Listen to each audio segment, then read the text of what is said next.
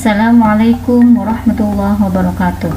Bismillahirrahmanirrahim. Alhamdulillah, bertemu lagi dengan Bu Lutfi di Ruang Pintar dalam pembahasan mata pelajaran fikih materi infak kelas 5 semester 1 Madrasah Ibtidaiyah. Bagaimana kabar anak-anak semua? Semoga keadaan kalian selalu sehat, tetap semangat dalam belajar. Baiklah, dalam pembahasan kali ini kita akan membahas pertama tentang pengertian infak, yang kedua dalil infak, yang ketiga hukum infak, yang keempat rukun infak, serta kelima syarat infak. Baiklah anak-anak semuanya, kita mulai dari pengertian infak. Pengertian infak. Berbicara tentang pengertian dalam pembelajaran fikih harus diingat ada pengertian secara bahasa, ada pengertian secara istilah. Infak secara bahasa berasal dari bahasa Arab, yaitu kata nafaqah. Apa artinya? Membelanjakan atau menafkahkan.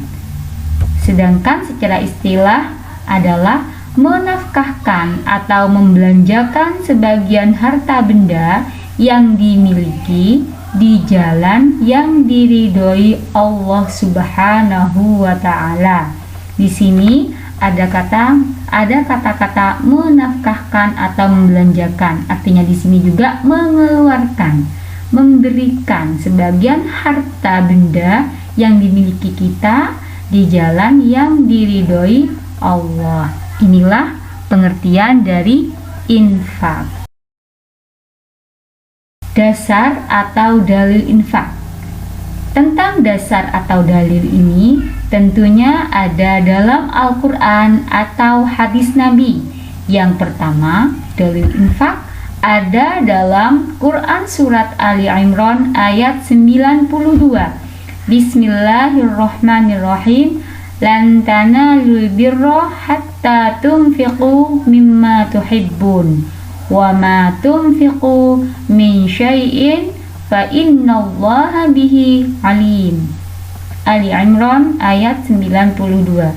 Artinya, kamu tidak akan memperoleh kebajikan sebelum kamu meninfakkan sebagian harta yang kamu cintai, dan apapun yang kamu infakkan tentang hal itu sungguh Allah Maha mengetahui. Selanjutnya dalam hadis Nabi Muhammad sallallahu alaihi wasallam, an Abi Hurairah radhiyallahu anhu qala Rasulullah sallallahu alaihi wasallam, qala Allah taala, anfiq ya ibna Adam yunfaq alaik, muttafaqun alaih.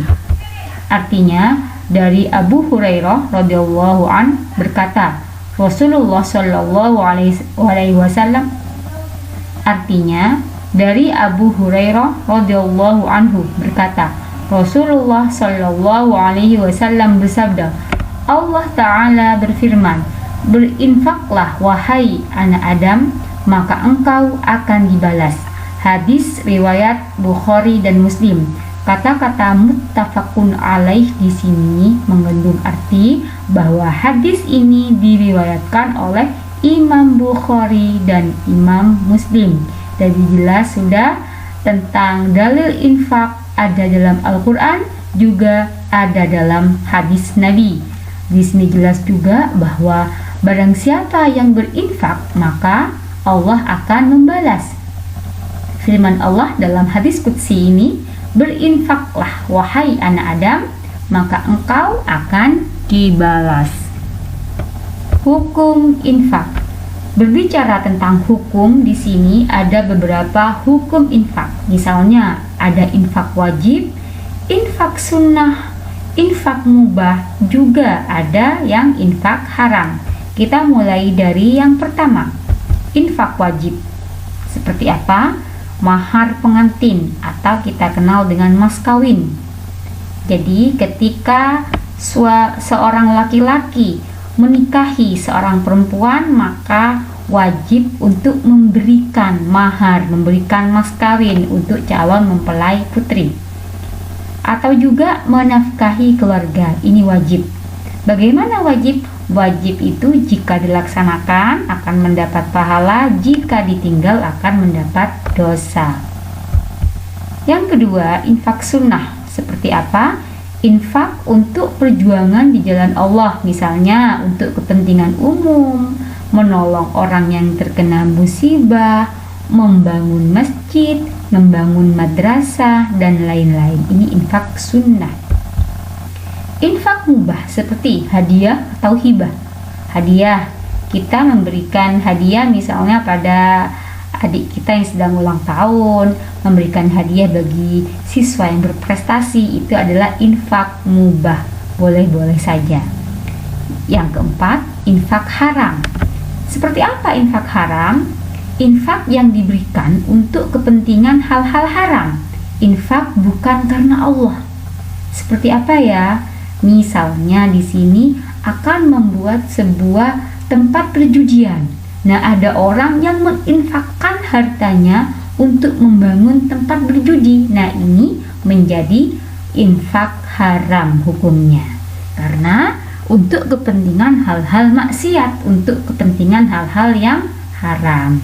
Demikian hukum infak ada 4, yaitu infak wajib, infak sunnah, infak mubah, infak haram. Rukun infak. Ada berapakah rukun infak?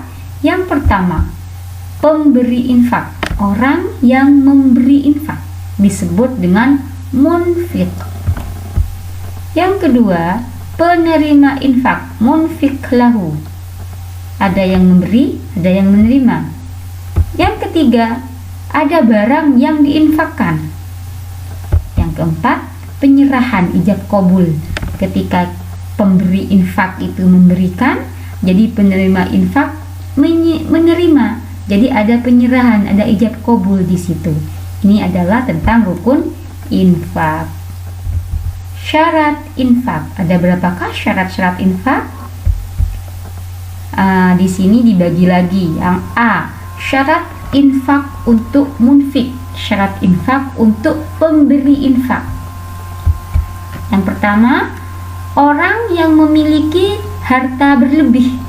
Jadi orang yang memberi infak itu orang yang sudah memiliki kelebihan harta benda. Bagaimana jika kekurangan? Tidak dianjurkan untuk berinfak. Yang kedua, ikhlas karena Allah, bukan karena yang lain. Niatnya harus ikhlas karena Allah, mencari ridho Allah.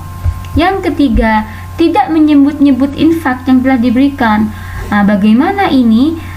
Orang yang menyebut-nyebut infak yang telah diberikan berarti ini tidak ikhlas. Walaupun infaknya banyak, misalnya ya, ada memberikan infak sebesar 10 juta untuk pembangunan madrasah, tetapi ia menyebut-nyebutnya, disebut-sebut terus, diceritakan kepada orang. Ini sudah tidak termasuk infak. Ini sudah tidak termasuk infak di sini. Karena apa? Selalu menyebut-nyebutkan infak yang diberikan. Tentang syaratnya, tidak boleh menyebut-nyebut infak yang telah diberikan. Yang keempat, tidak menyakiti orang yang menerimanya. Misalnya kita memberikan infak kepada orang lain, misalnya infak sunnah, kita memberikan hadiah kepada orang lain. Tetapi ketika kita memberikan hadiah, kita menyakiti orang tersebut, itu tidak boleh juga. Selanjutnya, syarat barang yang diinfakkan. 1. Harta yang dapat ditasorufkan. Apa ditasorufkan? Dibelanjakan. Jadi hartanya bisa dibelanjakan. Harta yang dapat dijual belikan. Hartanya bisa untuk dijual atau juga dibeli. Memiliki nilai atau harga. Hartanya bernilai dan memiliki harga. Tidak asal barang ya, barangnya berinfak tapi barangnya sudah tidak ada nilainya, sudah rusak. Itu tidak memenuhi syarat barang yang diinfakkan. 4. Benar-benar milik munfik. Hartanya itu adalah milik orang yang berinfak, bukan milik orang lain. Nah, kalau milik orang lain tidak boleh karena itu bukan hak miliknya. Jadi ketika misalnya Pak Hasan mau berinfak ke masjid, berarti yang diberikan itu adalah benar-benar milik Pak Hasan. Yang kelima, sah dimiliki oleh penerimanya. Artinya orang yang menerima itu akan memiliki sepenuhnya terhadap harta yang diberikan oleh pemberi infak. Demikian pembahasan kali ini, semoga bermanfaat. Terima kasih. Wassalamualaikum warahmatullahi wabarakatuh.